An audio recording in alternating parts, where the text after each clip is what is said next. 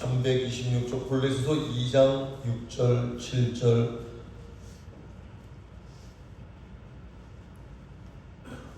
우리 두 절만 우리 함께 보겠습니다. 골로새서 2장 6절 7절 한 목소리로 합독하겠습니다. 그러므로 시작. 그러므로 너희가 골로새서 2장 6절 7절 시작. 그러므로 너희가 그리스도 예수를 주로 받았으니 행하되 그 안에 뿌리를 박으며 세움을 교훈을 받은 대로 믿음에 굳게 서서 감사함을 넘치게 하라. 아멘. 여러분, 오늘 제가 이 말씀드린 것 간단하게 이 본문 말씀을 설명하도록 하겠습니다. 오늘 이 본문 말씀은 짧지만 우리에게 신앙의 뿌리가 중요하다는 것을 말해주고 있습니다. 너희가 그리스도 예수를 주로 받았으니 그 안에서 행하되 그 안에서 뿌리를 내리라는 거예요. 그 안에서 뿌리를 내리라는 거예요.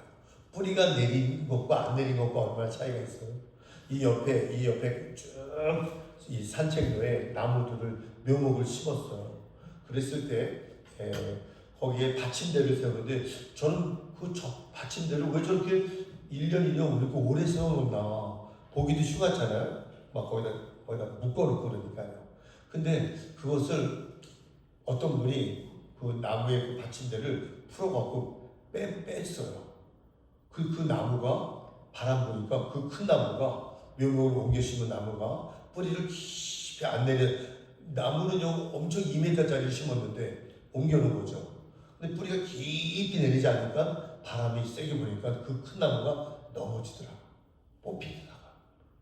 근데 2년 정도 있으니까요, 그 뿌리가 깊이 내렸는지 그 뒤에 이런 묘목하는 분들이 그걸 다 걷어가는 거예요. 지금 하나도 없죠? 싹 걷어가요. 그런데 바람이 불어도 끄떡없이 있더라고요. 예, 뿌리가 내렸을 때, 뿌리가 안 내렸을 때 그게 다르더라고요. 이 꽃꽂이도요. 이제 꽃꽂이 여러분이 봉사해 주셨는데 꽃꽂이 딱 하면은 한 주, 두 주, 그래서 한 달 동안에 바뀌는 거죠. 꽃은 이쁜데 그 꽃들의 그 뿌리가 없으니까 시들고 썩어요. 그렇죠? 맞죠? 근데 뿌리가 있는 그런 땅에서 쭉 내리는 그런 꽃들의 것들은 썩질 않아요. 변하질 않아요. 계속 유지가 되는 거죠. 그거와 마찬가지로 오늘 말씀에서 너희가 이 뿌리를 내리다. 어디서 뿌리를 내리다? 그 안에서. 누구 안에서? 그리스도 안에서.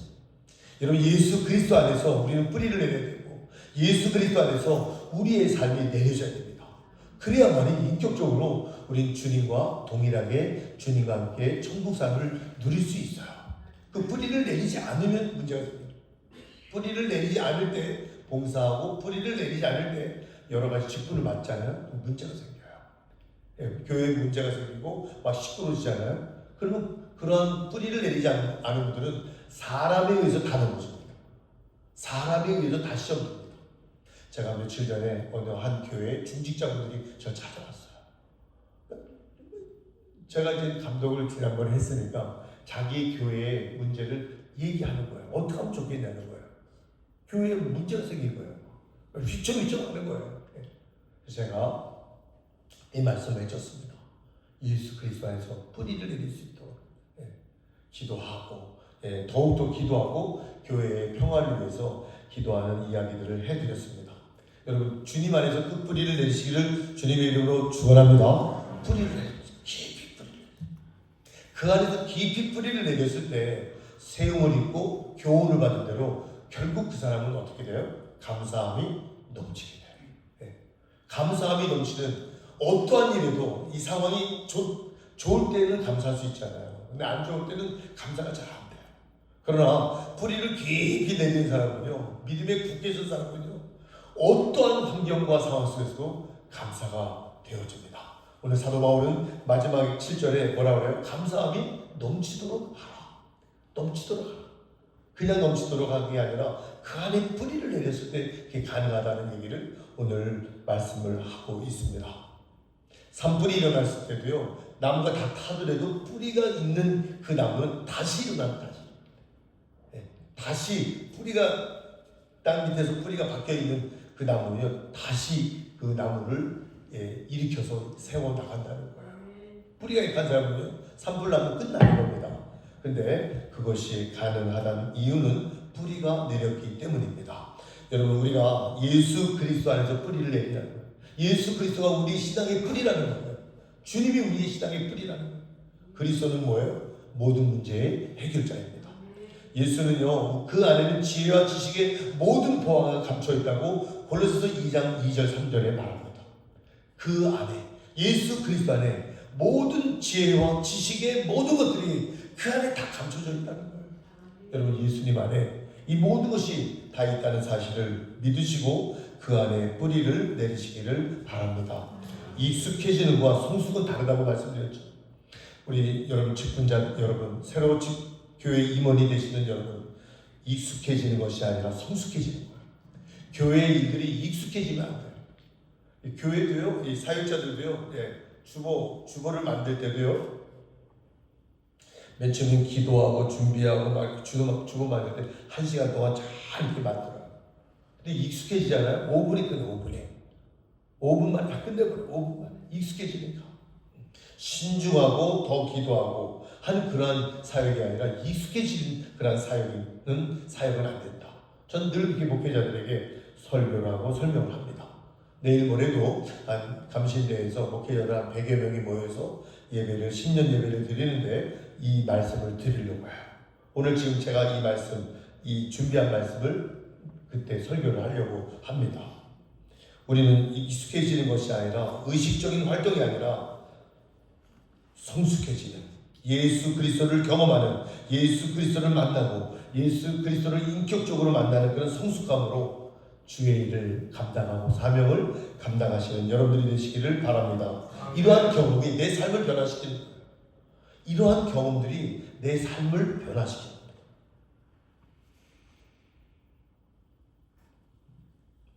예수 그리스도에게 우리가 시선을 집중하지 않으면요, 우리가 신앙생활 하다 보면 어떤 때는 산만해져요.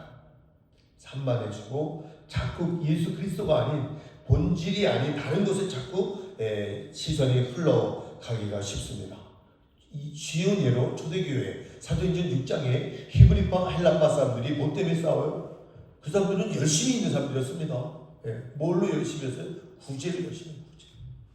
이 신앙생활도 오래 한 분들입니다. 이 여성 교회가 이 구제 때문에 서로 다투는 거야. 그들은 예수 그리스도의 그 본질에 있지 않기 때문에 싸우는 거야.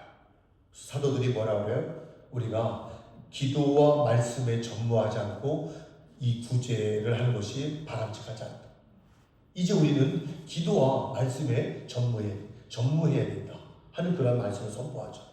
그랬을 때 그들이 다시 회복하고 예수 그리스도의 말씀에, 기도에 회복함으로 말미암아 다시 초대교회가 원상태로 회복되었다는 얘기가 사도행전 6장에 나옵니다. 우리가 쫓아야 할 유일한 대상은 예수 그리스도입니다.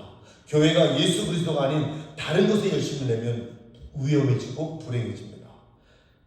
구제하는 것도 중요하지만 예수 그리스도가 중심으로, 뿌리가 내린 그리스도 중심으로, 그리스도 충만한 그러한 인격으로 구제를 해야 된다는 이야기입니다. 오늘 말씀을 기억하면서 우리 그리스도인들은 18번 뭐냐? 예수 그리스도. 예수 그리스도. 예수 그리스도는 우리의 모든 문제의 해결자라는 사실을 여러분 잊어서는 안 됩니다. 그리스도만이 우리의 문제를 해결할 수 있는 겁니다.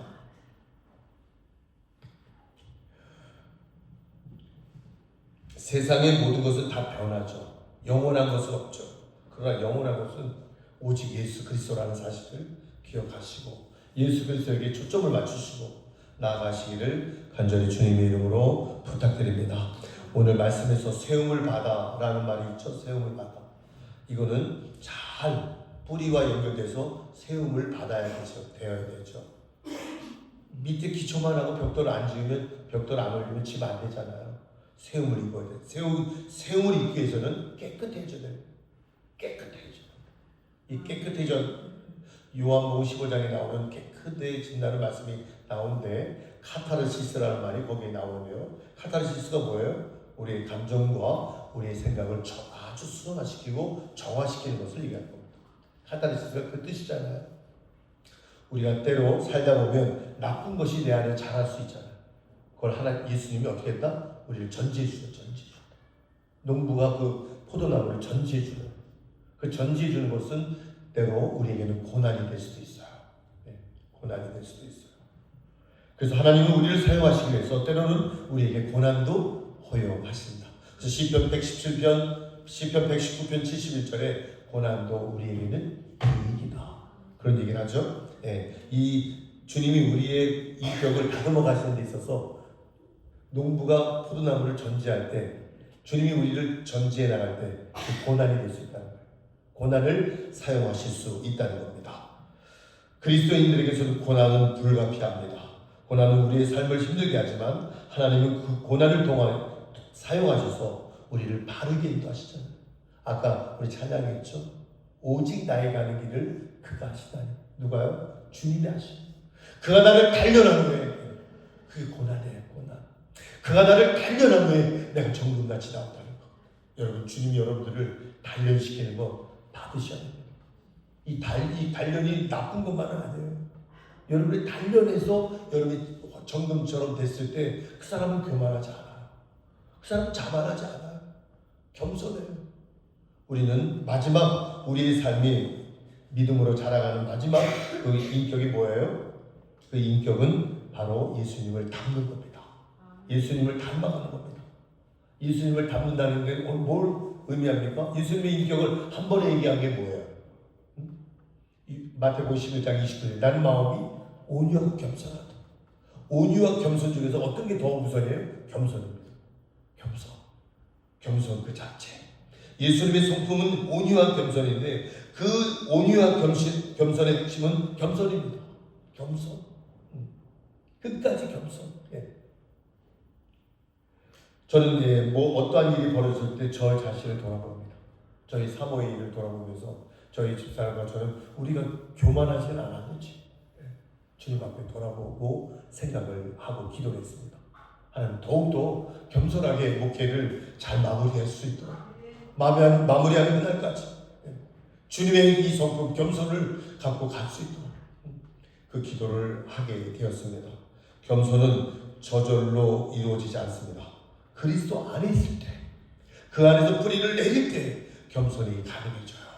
예수 그리스도 안에서 뿌리를 내리시는 여러분들 되시기 바랍니다. 그냥 겸손해지지 않아요. 그 뿌리가 밑으로 내려서 주님의 인격이 우리에게 올 때, 수고하고 무거운 짐진 자들아 다 내게로 오라. 내가 너희를 쉬게 하리니 나는 마음이 온유하고 겸손하다. 그러므로 나의 멍에를 메고 내게 배우라. 그럼 너에게 쉼이 있을 것이다. 내 멍에는 쉽고 내 짐은 가볍다. 이게 마태복음 11장 28절로 30절까지의 말씀입니다. 사랑하는 성도 여러분, 주님은 전지를 통해서 나를 다듬어 갑니다. 그것이 단련이죠. 그게 고난일 수 있어요. 그것을 통해서 주님께 더욱더 나아가시고 세움을 입어 교훈을 받은 대로 믿음에 굳게 서서 감사함이 넘치는 우리 모두가 되기를 간절히 주의 이름으로 축원합니다. 기도하겠습니다.